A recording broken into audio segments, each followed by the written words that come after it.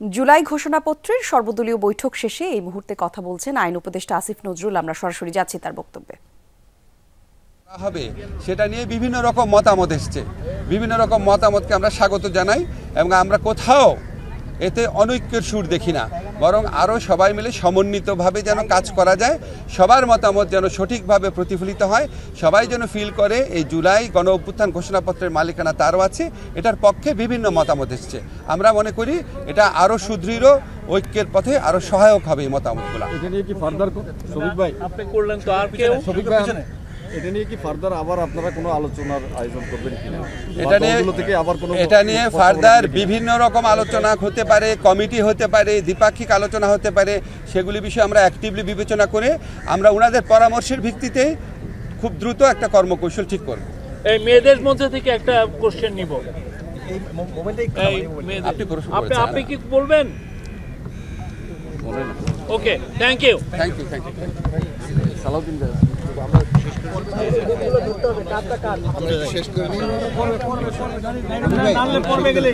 আস্তে আস্তে ধাক্কা দিন না ভাই, ধাক্কা দিন না, ধাক্কা দেওয়া যাবে না ভাই, পড়ে যাবে। একটু চাপতে হবে, একটু চাপতে হবে, জায়গা ছেড়ে দেন, একটু চাপতে হবে ভাই।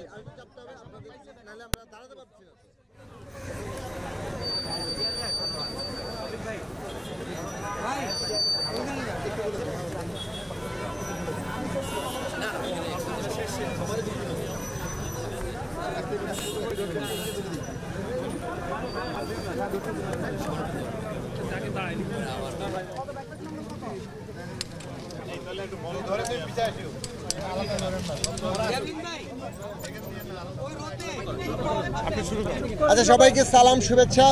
আপনারা সকলেই জানেন এই জুলাই গণ অভ্যুত্থানের উপর দাঁড়িয়ে থাকা অন্তর্বর্তী সরকারের মাননীয় প্রধান উপদেষ্টা ডক্টর মোহাম্মদ ইউনূসের আমন্ত্রণে আজকে রাজনৈতিক দল সহ বিভিন্ন অংশীজনদের মধ্যে একটা বৈঠক ডাকা হয়েছিল।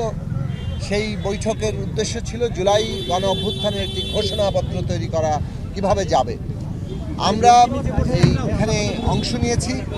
আমরা মূলত আজকে কথা বলেছি যে এই জুলাই ঘোষণাপত্র যেটা তৈরি হতে পারে, কেননা এই ঘোষণাপত্রের যে গণ অভ্যুত্থানের যে প্রেক্ষাপট, গণ অভ্যুত্থানের মধ্যে দিয়ে যে জন আকাঙ্ক্ষার প্রকাশ ঘটেছে এবং গণ অভ্যুত্থান ভবিষ্যৎ বাংলাদেশের যে দিক নির্দেশনা দেয়, সেই বিষয়গুলো একটা দলিলে সন্নিবেশিত হতে পারে। তবে সেটার একটা পদ্ধতিগত দিক কী হবে, কিভাবে এই দলিলটি তৈরি হবে, সেই বিষয়ে আমরা আমাদের প্রস্তাবগুলো তুলে ধরেছি। আশা করি সেই অনুযায়ী অন্তর্বর্তী সরকার একটা কর্মপন্থা ঠিক করবেন। আমরা প্রথমেই বলেছি যে এটা তাড়াহুড়া করে যেন তেন প্রক্রিয়ায় যাতে কোনোভাবে এটা তৈরি না হয়। এখানে সরকারের দিক থেকে এই উদ্যোগটা নেওয়া দরকার একটা ঘোষণাপত্র তৈরির জন্য। এবং এইটা আসলে কি হবে, এটা প্রোক্লামেশন, ডেক্লারেশন, কিংবা এর আইনি দিক কী, কিংবা এর আইনি রাজনৈতিক দিকগুলো কী, আইনি এই প্রশ্নগুলো সকলের ঐক্যমত্যের জায়গা থেকে তৈরি হতে হবে। এবং আমরা পদ্ধতিগতভাবে বলেছি যে এখানে একটি সরকারের পক্ষ থেকে ড্রাফট কমিটি করা দরকার। সেই ড্রাফট কমিটি এই ড্রাফটিংয়ের দায়িত্বের জায়গায় থাকবেন এবং রাজনৈতিক দল সহ সকল শ্রেণী পেশার অংশীজনদেরকে, শিক্ষার্থীরা দাঁড়াও, এখন তো জীবাণুদের থেকে বাঁচালে সারাদিনকে বাঁচাবে ডেটল। বাঁচাবে ডেটল দেয় জীবাণুর বিরুদ্ধে 12 ঘন্টার সুরক্ষা বলয়। সুরক্ষার বিশ্বাস থাকুক দিনভর। সর্বদলীয় বৈঠক শেষে এই মুহূর্তে কথা বলছেন বিএনপির স্থায়ী কমিটির সদস্য সালাউদ্দিন আহমেদ। আমরা যাচ্ছি তার বক্তব্যে। সৃষ্টি হয়েছে জুলাই আগস্ট গণ অভ্যুত্থানের মধ্য দিয়ে, সেই জাতীয় ঐক্যকে গণ ঐক্যে রূপান্তরিত করে সেটাকে রাজনৈতিকভাবে আমরা যাতে সাংস্কৃতিক চর্চা করতে পারি, রাজনৈতিক সংস্কৃতির মধ্যে নিয়ে আসতে পারি এবং সেই ঐক্যকে ধরে রেখে জাতিকে এগিয়ে নিয়ে যেতে পারি, সেটাই আমাদের এখনকার জন্য সবচেয়ে বড় চ্যালেঞ্জ। আমাদের সেই প্রচেষ্টার কারণে আমরা এই সকল রাজনৈতিক দল যারা ফ্যাসিবাদ বিরোধী আন্দোলন সংগ্রামে জড়িত ছিল এবং আমাদের সাথে ছিল, তাদের সবাইকে নিয়ে একটি অন্তর্ভুক্তিমূলক রাজনৈতিক যে কোনো বক্তব্য আমরা দিতে চাই। এখন যে কোনো রকমের অনৈক্যের বীজ যাতে আমাদের ভিতরে বপন না করতে পারে কোনো ফেসিবাদী শক্তি এবং ফেসিবাদীর দূষররা সেদিকে আমাদের লক্ষ্য রাখতে হবে। আমাদেরকে আজকে মাননীয় প্রধান উপদেষ্টা আহ্বান করেছিলেন, আমরা এসেছিলাম, কথা বলেছি। আমরা আমাদের পরামর্শ যা দরকার রাষ্ট্র পরিচালনা হিসাবে এবং বিভিন্ন বিষয়ে যে সমস্ত মতামত আমাদের দেয়া প্রয়োজন সেটা আমরা দিয়েছি। স্পেসিফিক কোনো পরামর্শ বলা যাবে কিনা? কি পরামর্শ ছিল? ঘোষণাপত্রের বিষয়ে কোনো পরামর্শ ছিল কিনা বা এই নিয়ে জুলাই গণ অভ্যুত্থান সম্পর্কিত ঘোষণাপত্র নিয়ে কিছু আলোচনা হয়েছে। সব রাজনৈতিক দলের নেতারা তাদের বিভিন্ন পরামর্শমূলক বক্তব্য প্রদান করেছেন।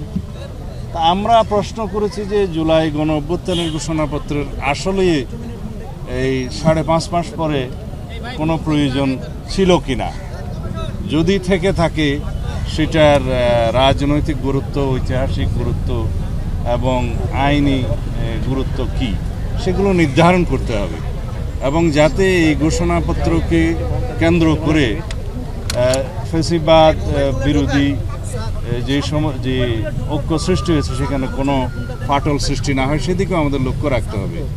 যদি কোনো রাজনৈতিক দলিল ঐতিহাসিক দলিলে পরিণত হয় সেই দলিলটাকে অবশ্যই আমরা সম্মান করি, কিন্তু সেটা প্রণয়ন করতে যেয়ে যাতে সব সংশ্লিষ্ট সকলকে অন্তর্ভুক্ত করা হয়, তাদের পরামর্শ নেওয়া হয়, আলোচনা করা হয়, সেই দিকটা আমরা পরামর্শ দিয়েছি।